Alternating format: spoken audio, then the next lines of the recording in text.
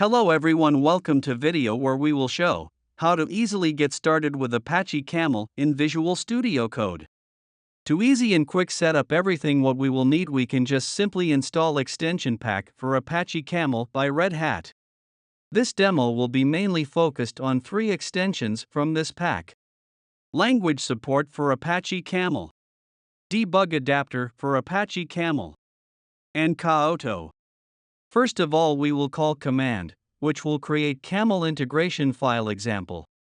To be able to use this command, we need to have already opened some workspace in VS Code. So let's do this. Open command palette in VS Code and type camel.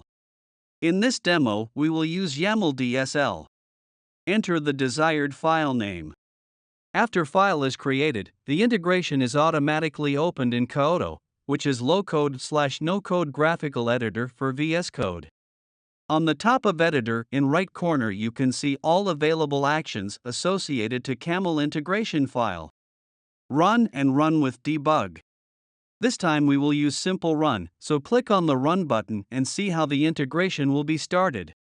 The console log of started integration is automatically generated inside opened VS Code output view. We can also see that Camel JBang CLI is used to run the integration.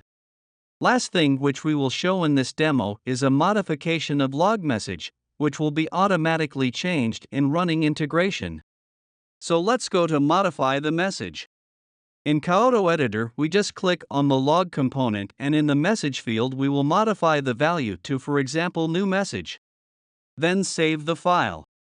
It will take a few seconds, and after live reload is done, in the log we can see the message was updated. And this is it. Now you can see how easy it is to work with Apache Camel integrations in VS Code with these great extensions. Thank you for your time and for watching this video. See you in next video. Bye.